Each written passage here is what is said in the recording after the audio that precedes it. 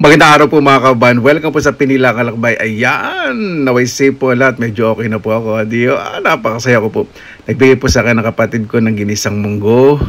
Si Lenlen, nagpunta po dito. Mayroong inalok na halabos na hipon. Mamaya kuha po ako ng mangga, ani ng talong, sili. Meron din pa rin ditong, ayun, basta tingnan po natin. Pagsasaluhan po natin ngayon. Meron din po akong pinapagawang project at hintayin nyo lang po sa masusunod na linggo pag natapos po. Tara, samahan po ninyo ako. Nandito na naman po si Lenlen. May tindang suwahe. Bibili ko suwahe. Yung hipong puti daw bibili. May siya, may alimasag. Magkano dito sa suwahe? 20. Ito na naman po. Tinutubuan na naman sobra-sobra. Nanyo na naman ako live. Wala naman back na, no? Lagi naman sa bibili pag nilalive kita. Gusto mo, 250. Ayan po, nag-umpisa na po yung proyekto ko po dito. Saka ko na lang po sasabihin, malakas na naman ang hangin, uulan. Gusto ko kumain ng mangga, pritong galunggong. Tapos aning ko yung talong may binigay sa akin ng munggong kapatid ko. Naku.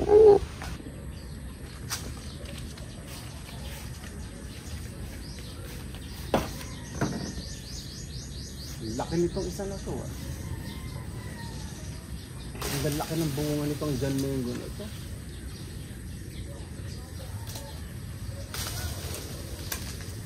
Okay na itong dalawa. Alam po ninyo, dahil sa sobrang tama ng lupa dito, tinan niyo po itong Indian mango na tanim ko. Ang laki! Ayan o. Ang laki. Mura pa to. Eh, hindi, parang ano na. Maniba na. Sabi ko sa bagoong.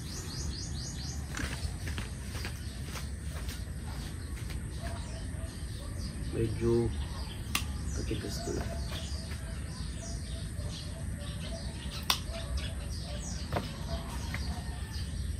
Ito, kalitan pa. Mayroon pang malaki doon.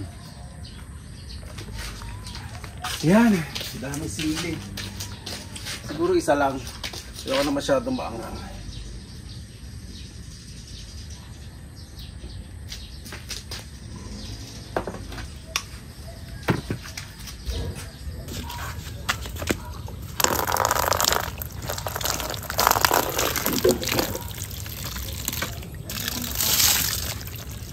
Kumuha ka lang. Ayan, nakalabos ko na yung sariwang suwahe na nabili ko po kay Lenlen. Ayan, ready na po ang suwahe. Mangga at bagoong nilagang talong with bagoong halibaybay o bagoong isda. Parang Pangasinan. Binigyan po din ng kapatid ko ng munggo gisado. Kaya na po tayo.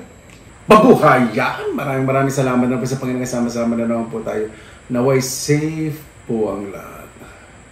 Medyo okay na po ako ngayon at medyo yung mata ko ano tawag doon?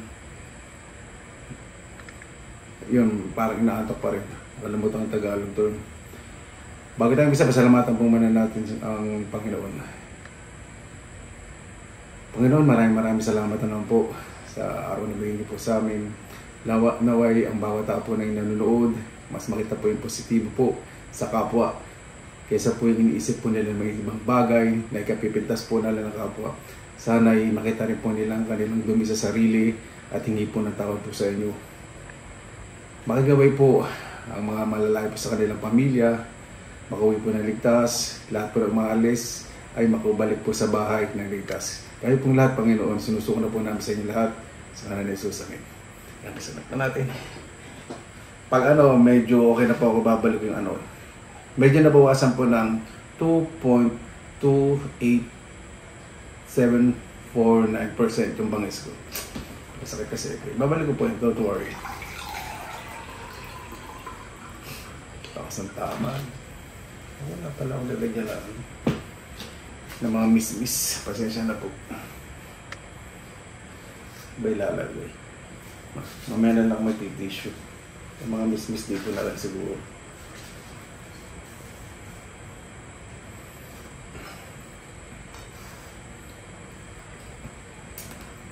May kumana itong munggo na bigay ng kapatid na kanina pa ako takam ng takam. May ano ko man ito, kutsara. May hindi pa kasing kanin.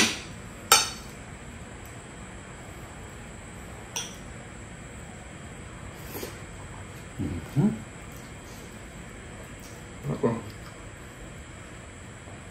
Dahon na ampalaya, may tsara, may toka, may ampalaya pa. Takahipon. Kompleto.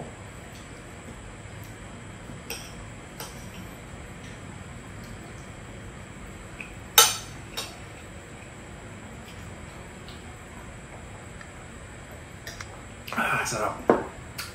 Namis kong soft drinks. Pero hindi ko nalalasahan. Wala pa pang panlasa masyado.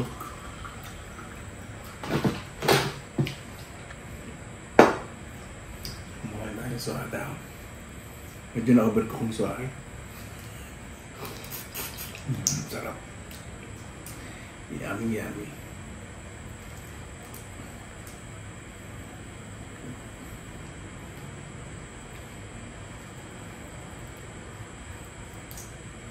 Pag na-overcook yan po ganyan, medyo nakadikit sa balat. Kuhin ko lang nga.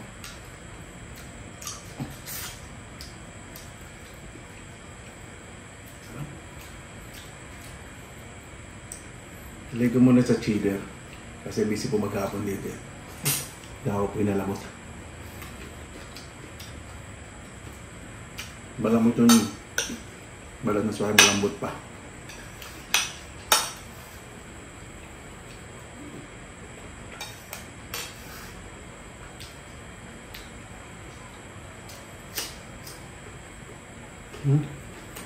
Ang anak po ng Domingo, no?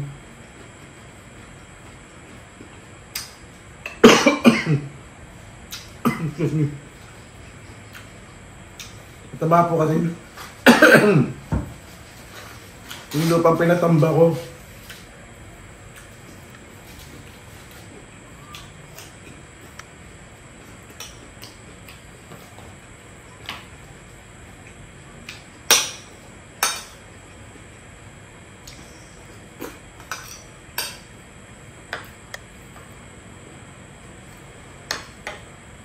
Tayo sa talong. Yung masarap sa talong, hindi overcook. Mainit pa.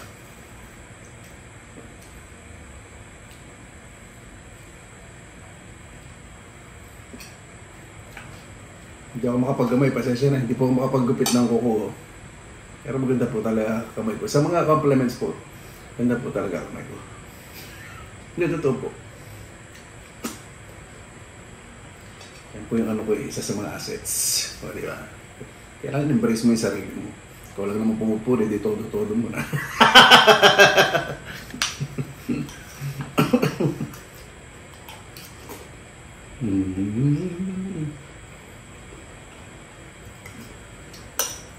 Sarap talaga ng talong kapag organic, balasa.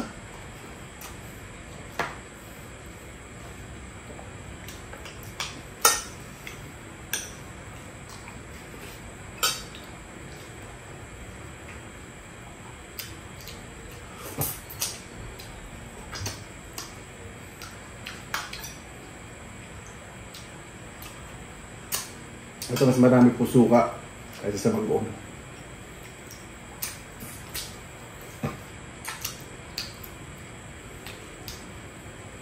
Ano itong suka?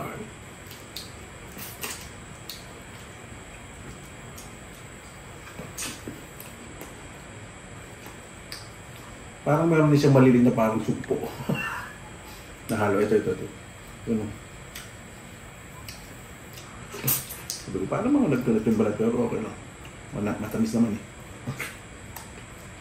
Parang maliliit na sugpo. Ito sumahin.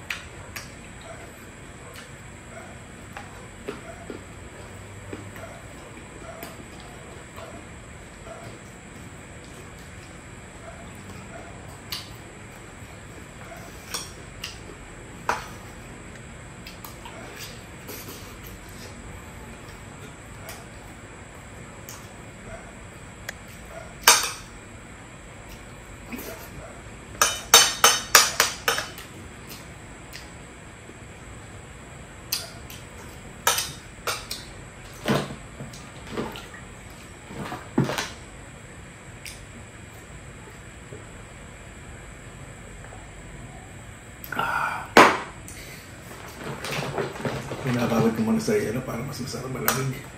Sa naparamdam pag magaling. Bukas pagka isip ko, magbabawisap ng bakura. Bago dumating yung mga gagawa.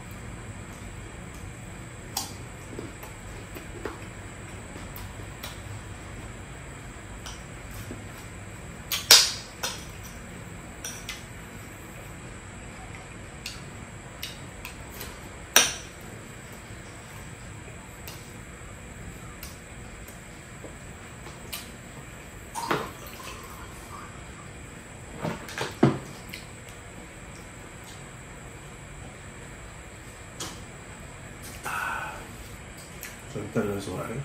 Nakain ko po talaga pag balat. Pero ang process, siyempre hindi ko akain ng press na press po ito eh. Yan ang may halong mga sumpo maliit. Nung kanina, pag nahalo sa suwari, mahal din kaya yung sumpo maliliit.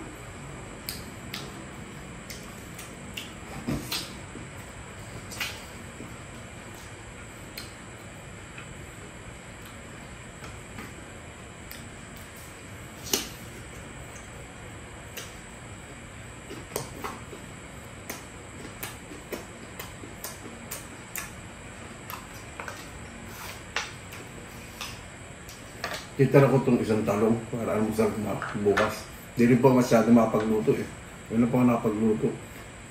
Laga ko lang yung talong sa harap sa suway madali lang. Yung mga bagay na kapatid ko.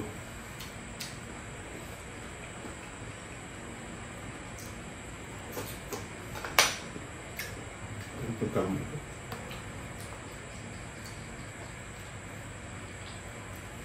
Ang talong po talaga pag tinanim hindi po dapat siksikan. Kasi pag siksikan, nagtagtagaw po yung mga insekto sa ilalim. Pag ganyan, wala siyang uod. Sarap.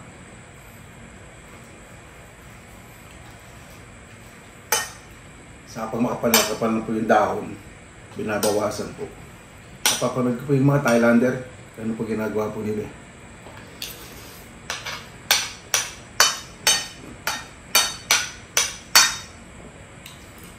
Para magbulaklak sa mamunga ng marami. Sarap.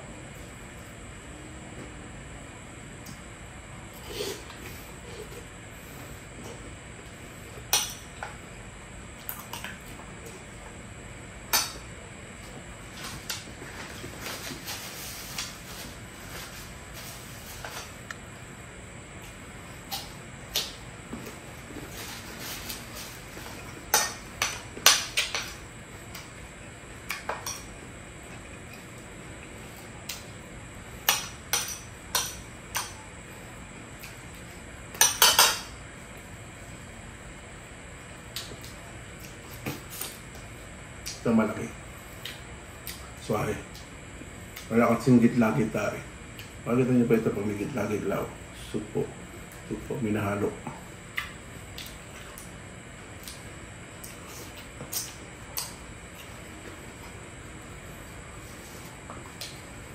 Supo na itong munggo. Sarap.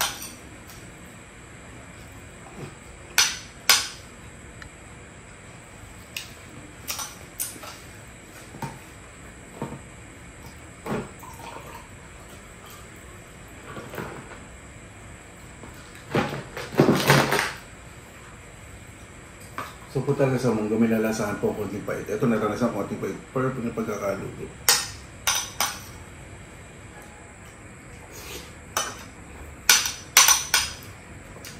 Ang pait dahil sa ampalaya, dahon sa bunga ng ampalaya.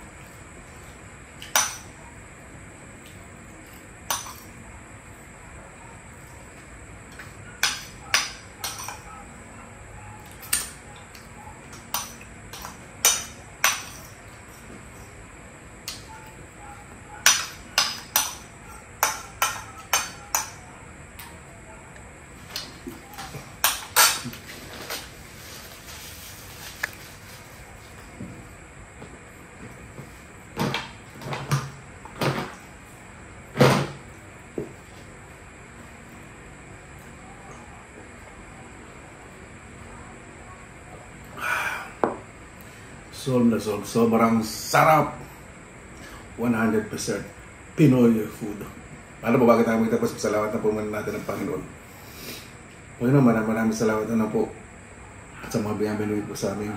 Nilapit na po eleksyon sa Lunes, May 12. Naway ang bawat sa po ligtas, lalo na po yung mga boboto.